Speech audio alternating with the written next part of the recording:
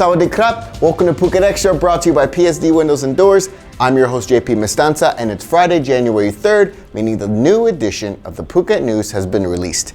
Grab your copy at any one of 600 locations around the island. Now let's start with our top story. Officials are announcing the conclusion of the 7 Days of Danger road safety campaign for the new year, and Vice Governor Nanong Kai announced this morning that Phuket has 0 deaths during the week-long campaign. Still, all around the island, 53 people were injured in 47 accidents during the 7 days, which began last Friday, December 27th, and ended at midnight last night, January 2nd. Amazingly, Phuket suffered just one accident in the last day of the campaign when 2 motorbikes collided in Phuket town's Nakhon area yesterday afternoon around 3:30 p.m. Only minor injuries in that incident. This year's campaign for the new year is a marked improvement on last year when Phuket recorded 53 people injured in 55 accidents, but with 6 people killed on the roads during the 7 days. This year also saw a total of 8,437 moving violations, with over 3,400 people fined for not wearing helmets. That was the biggest violation, followed by 2,315 people fined for not wearing their seatbelts. Police are working on tracking down a group of men wanted for attacking a young man, leaving him with serious injuries while the man was celebrating the new year at Layan Beach with family and friends on New Year's Eve. 26-year-old Jatupon Yuchat was stabbed in the base of the left side of his neck and was also repeatedly kicked on the ground by a group of men in the attack on New Year's Eve at about 11:30 p.m. on Layan Beach.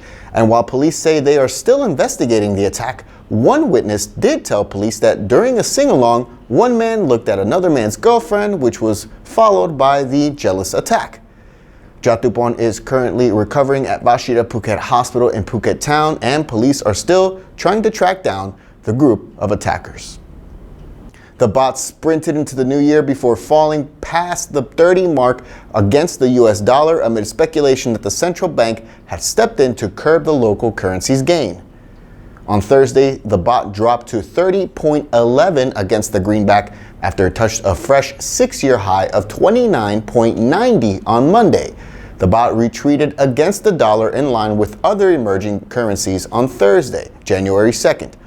The Vice President for Global Markets Research at the Bank of Ayudhya says that the anemic trade volume as the holiday approached allowed some investors to easily manipulate the baht, while the country's fundamentals also contributed to the previous gain.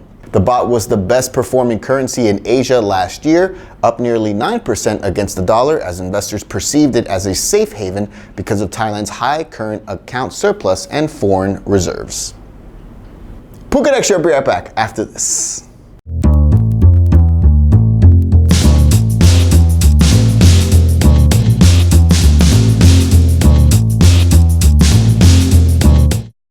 Welcome back to Phuket Extra.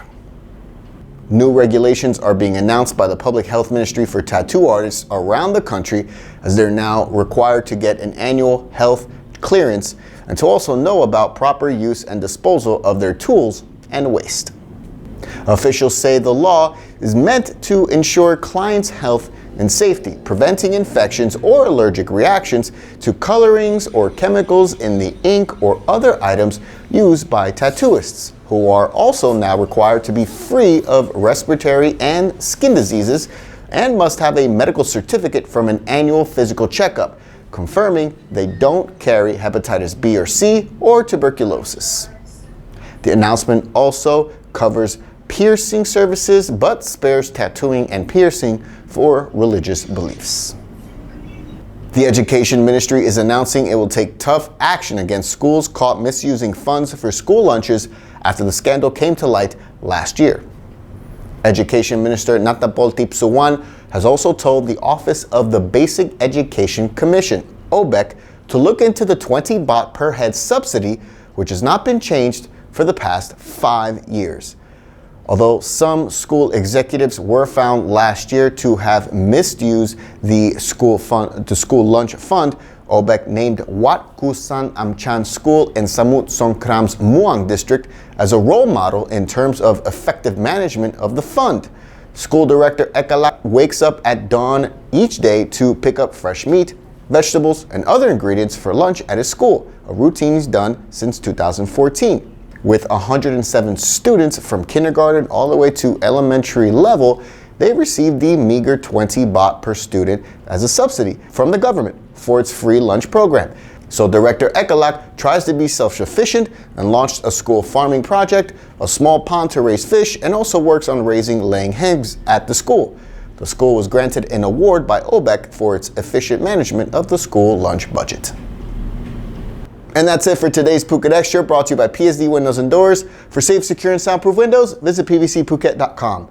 From all of us here at the Phuket News Center, thank you for watching, and be sure to stay up to date at thephuket.news.com for all the latest. Until Monday, stay classy, Phuket. Phuket's rapid modernization has made it one of the world's premier holiday destinations. Investors can still buy quality condominiums for as low as $75,000, and luxury properties can go all the way up to 20 million. Condominiums in Phuket are a safe, secure bricks-and-mortar investment offering foreigners freehold ownership. Call or email Thai Residential, Phuket's #1 trusted real estate advisor, to find your perfect Phuket property.